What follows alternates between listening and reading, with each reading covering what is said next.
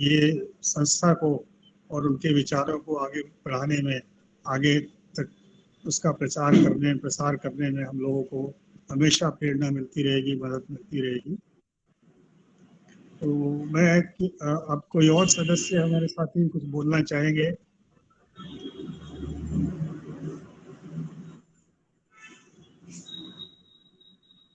आचार्य जी भी कुछ कहे। जी आचार्य जी कुछ बोलें।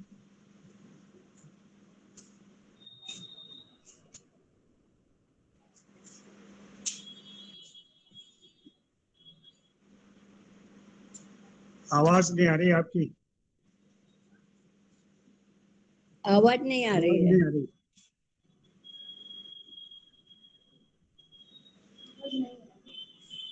नहीं, उनकी नहीं आ रही। ये बोल रहे हैं, उनकी नहीं आ रही। उसका म्यूट है, म्यूट हो ये गया। आवाज आचार्य जी की शायद आवाज नहीं आ पा रही है। तो कोई और श्रोता हमारे में साथी से कुछ कहना चाहिए? श्रोता में से कुछ कहना चाहते हैं तो श्रोताओं में से कोई कुछ कहना चाहे?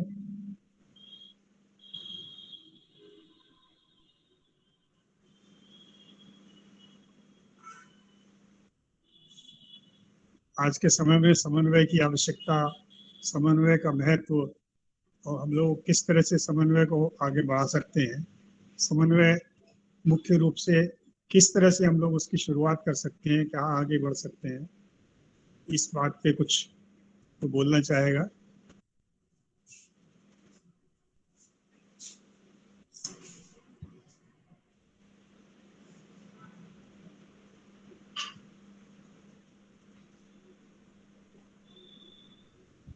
काका साहब ने जो समन्वय का अर्थ सबसे पहले दिया, उन्होंने ये कहा कि सभी में विविधताएं हैं, सभी धर्मों में, सभी व्यक्तियों में, सबके विचारों में विविधता है, लेकिन विविधताओं के अतिरिक्त कुछ ना कुछ साम्यता भी है, कुछ ना कुछ ऐसा है जो सब में समान है। तो हम विविधताओं को न पकड़ के सबसे पहले उन समानताओं को, जो उनमें समानता है, चाहे एक भी समानता है, उस समानता को हम पकड़ें, उसकी तरफ ध्यान दें और उससे जो जुड़ाव बने, उस जुड़ाव को खड़े होकर आगे जो हमारी विविधताएं हैं उनको आपस में जोड़ने का, उनको कम करने का, उनको उनके बीच में एक सेतु स्थापित करने का हम काम करें, तब हम समन्वय की भावनाओं को सबके बीच आगे बढ़ा सकते हैं। ये उनका एक मूल मंत्र था।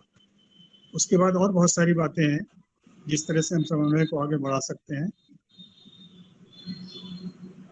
और समन्वय की आवश्यकता भी इसीलिए है क्योंकि विविधताएं हैं हमारे यहाँ। जैसे हमारे अपने देश में ही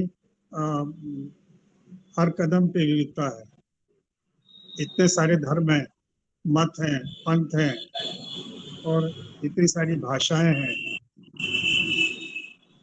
जैसे हम लोग कहते हैं कि थोड़ी दूर पे 20-20 कोस पे पानी बदल जाता है, भाषा बदल जाती है, बोली बदल जाती है। तो ये पूरी विविधता है। इस विविधता में भी कुछ ना कुछ ऐसा है कि कहीं ना कहीं एकता है। जैसे हम एक चीज लेते हैं, जैसे कृष्ण है, कृष्ण को और राम को सब लोग मानते हैं, पूरे देश में इन लोगों को माना जाता है।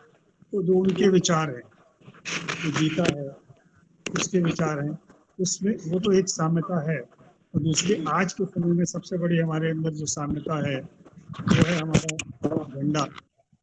हमारे कपड़े रंग, हमारे विचार कुछ भी हो, लेकिन एक झंडा हमारा पूरे देश का एक ही है। वो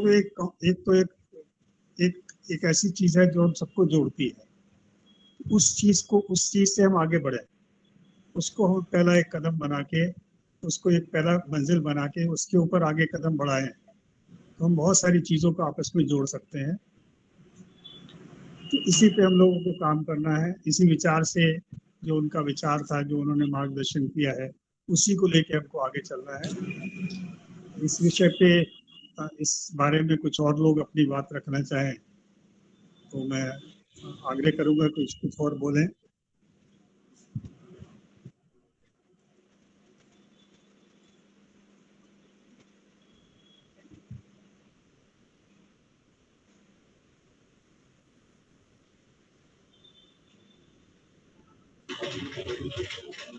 सबको सादर नमन। जी जी हरिओम। स्वागत है। मैं मधु शर्मा हूँ, मैं राम परिवार की सदस्य हूँ सहारनपुर। जी और मेरा सौभाग्य है कि आप सब महानुभावों के आज दर्शन प्राप्त हुए और गंगेश्वर जी के विचार सुनने को मिले, आपके विचार सुनने को मिले। आपने बिल्कुल सही बोला कि जो हमारे आज के समय की मांग है, जो हमारा यूथ है, उसमें राष्ट्र प्रेम की भावना परमना बहुत जरूरी है। जैसे अभी तिरंगा अभियान जुड़ा था, तो तिरंगे की जो भावना है वो हमें एक करती है, सभी जातियों से, सभी धर्मों से, सभी चीजों से ऊपर उठाती है कि हम एक हैं।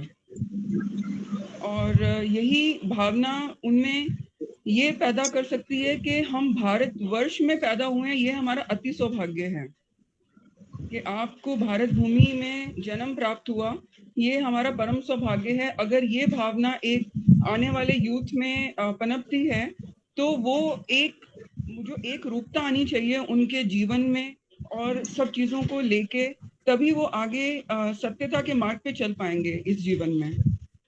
क्योंकि राष्ट्र प्रेम सबसे अगर हम ऊपर रखें, उसी के बाद हमारी आस्था स्वामी राम तीर्थ से जुड़ती है या किसी भी महानुभाव, किसी भी महान आत्मा से जुड़ती है। वो तभी जुड़ पाती है जब हमारे में एक रूपता आती है, जब हम सभी विभिन्नताओं से ऊपर उठते हैं। तो ये मेरा मानना है। और अगर हमारे आने वाले यूथ में या जो आने वाली पीढ़ियां हैं, वो अपने राष्ट्र प्रेम और अपने धर्म के प्रति समर्पित हों और एक रूपता के भाव में जिएंगे, तो वो शायद इस जीवन को इस देश के लिए, अपने सनातन धर्म के बचाव के लिए और सनातन धर्म की उन्नति के लिए प्रयासरत रहेंगे। ऐसा मेरा मानना है। धन्यवाद। जी जी बहुत अच्छा, आपने बहुत अच्छी बात कही। एकता तो बहुत आवश्यक है, सब लोग जुड़ेंगे तभी उसमें पूरे देश में बल, एक जो शक्ति जिस तरह की हम लोगों को चाहिए, पूरे देश में जो शक्ति चाहिए, सब मिलजुल के काम करेंगे तभी वो शक्ति हमारी पूर्ण रूप से काम करेगी। और ना हम अलग अलग रहेंगे तो वो शक्ति भी इधर उधर भटकती रहेगी, कोई हिस्सा कहीं जा रहा है, कोई कहीं जा रहा है, ऐसा नहीं, सब मिलके काम करें। और उसके लिए वही सबसे ज़रूरी है कि जो हमारे बीच में कम से कम एक जुड़ाव तो हो। अगर हम सब लोगों के बीच में एक जुड़ाव है तो वो हमारे बीच संवाद का एक माध्यम बन सकता है। और जब संवाद का माध्यम बन जाता है, तब फिर हम आगे जो हम लोगों के विचारों में अगर मतभेद है, कुछ भिन्नता है, तो उसको भी हम लोग आपस में बैठ के बात कर सकते हैं, उसके ऊपर भी चर्चा कर सकते हैं, उसको भी हम सुलझा सकते हैं। लेकिन एक चीज़ जो हम लोगों के बीच में कॉमन है, उस पर हम काम करें, उस पर जुड़ें और उसको एक माध्यम बनाएं आपस में जुड़ने का, संवाद का। ये बहुत महत्वपूर्ण है। तो इसी विषय को, इस चीज़ को लेकर हम लोग आगे चलें। तो जो हम लोगों को काका साहब ने एक काम दिया है समन्वय का, सबको जोड़ने का, तभी हम ये कर पाएंगे।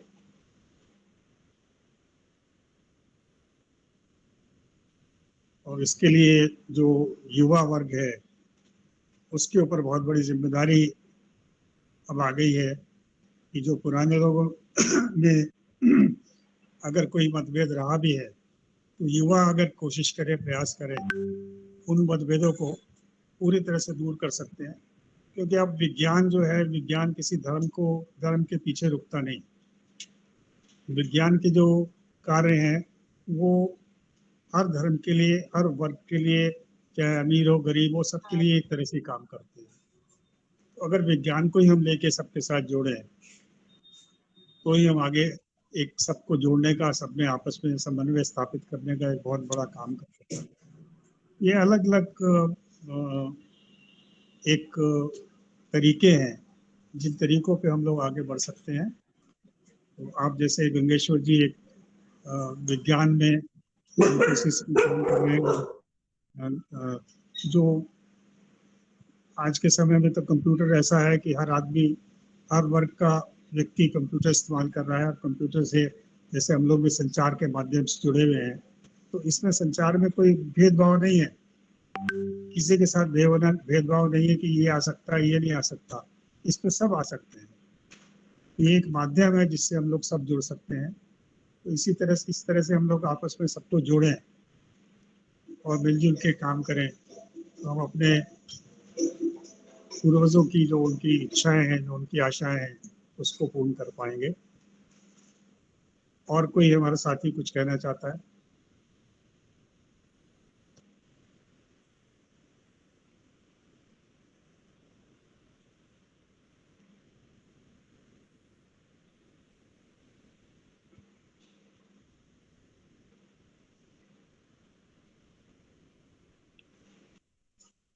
आचार्य जी, आपका माइक काम करने लगा क्या?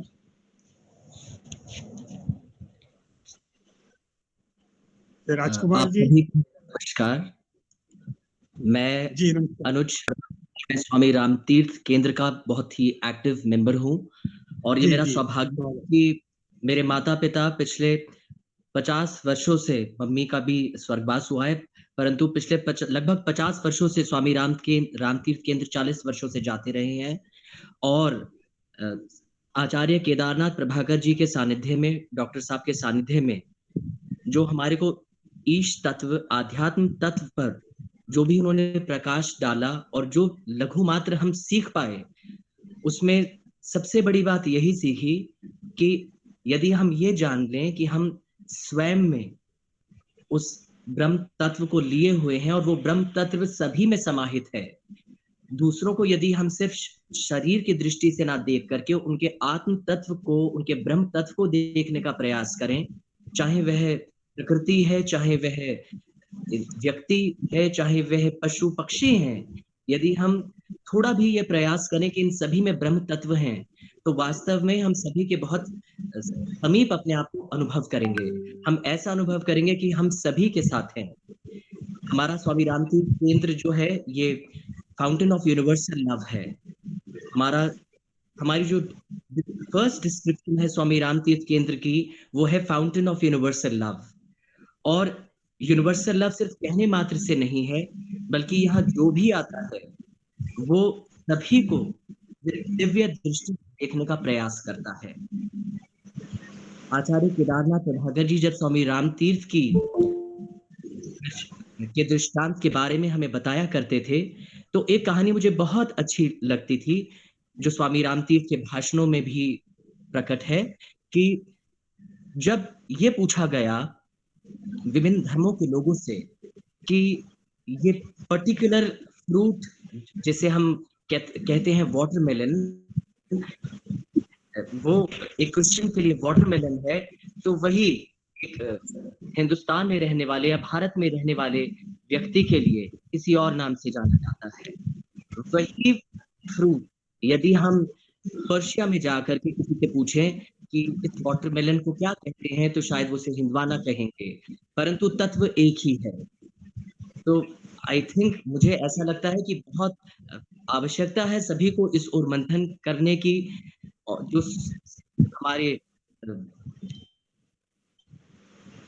समन्वय के माध्यम से ही संभव हो सकता है। ये बहुत ही अच्छी गंगेश्वर और आप सभी लोगों की तरफ से ये बहुत ऑनलाइन के माध्यम से इतनी अच्छी प्लेटफॉर्म आप लोगों ने क्रिएट किया कि यहाँ सभी को सुनने का मौका मिला, और आप सभी के विचार, जिस प्रकार से जो भी कुछ हम स्वामी राम तीर्थ केंद्र में हमने सीखा है, वो हम अपने अपने सभी जो हमारे सर्कल में लोग हैं उन तक पहुंचाते हैं, उनके साथ उस पर डिस्कशंस करते हैं।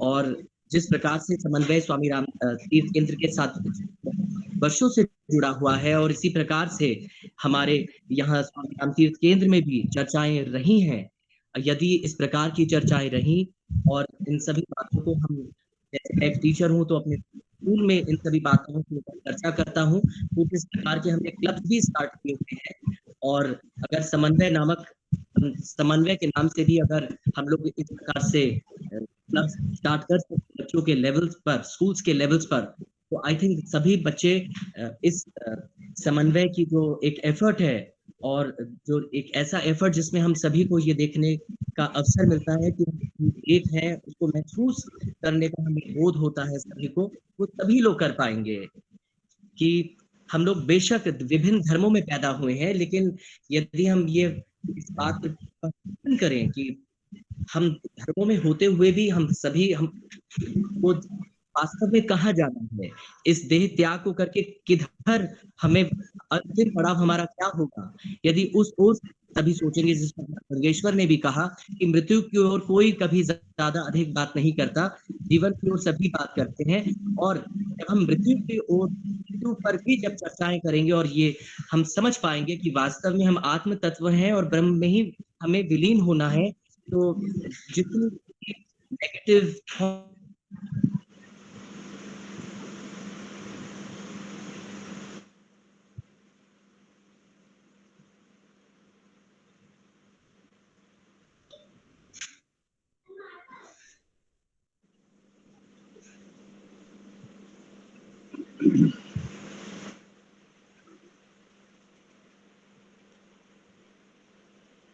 जी अनुज जी, आपकी आवाज बंद हो गई बीच में।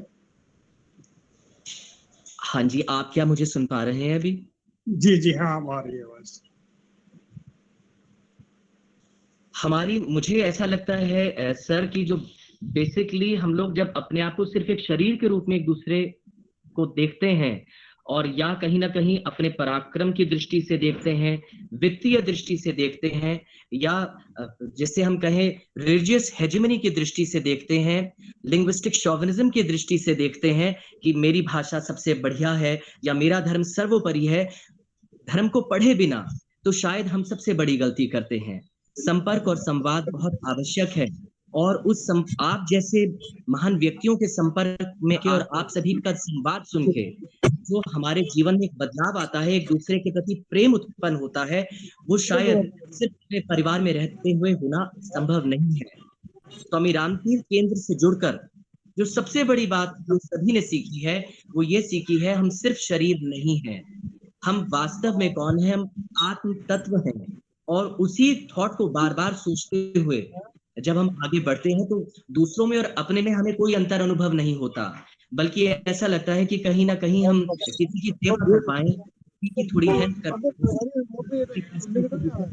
उसका थोड़ा निवारण कर पाए, तो उसमें जो आनंद अनुभव होता है उसका कोई उसकी अभिव्यक्ति ही नहीं की जा सकती उस आनंद की।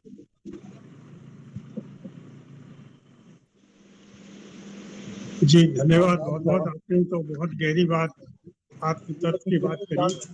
आत्म तत्व तक हम लोग पहुंच जाए तो फिर कोई समस्या रही नहीं जाती। हम ये समझ लें कि एक ही प्रभु है, उस प्रभु के सभी उसी प्रभु के अंश हैं, सब में वही आत्म तत्व है, तो फिर तो कोई विभिन्नता रहती ही नहीं, आपस में कोई भेदभाव रहता नहीं, सब एक है। तो उस स्तर पे हम पहुंच जाएं तो फिर समन्वय की बात तो उसकी आवश्यकता नहीं रह जाएगी। आवश्यकता तो तभी है कि जब हम लोग उस बात को भूल के अलग अलग दिशाओं में चल रहे हैं। उन सब दिशाओं को चलते हुए भी, उस दिशाओं में चलते हुए भी एक बात अगर हम ये ध्यान में रख लें कि हम सब एक प्रभु के अंश हैं, एक ही प्रभु के अंश हैं और सब में एक ही आत्म तत्व है, तो फिर ये समस्या अपने आप ही समाप्त हो जाएगी। हम लोगों का सबका काम बहुत आसान हो जाएगा, ये अगर हम विचार सबको समझा सकें तो। बहुत बहुत धन्यवाद, आपने बहुत गहरी बात हम लोगों के बीच रखी। तो और कोई साथी कुछ कहना चाहता है? सर अभी आवाज आ रही है क्या? हाँ आ रही है, आवाज आ रही है। अच्छा, ये मैं दूसरे कनेक्शन से जुड़ा हूँ। आवाज आ रही है। तो इको आ रहा है।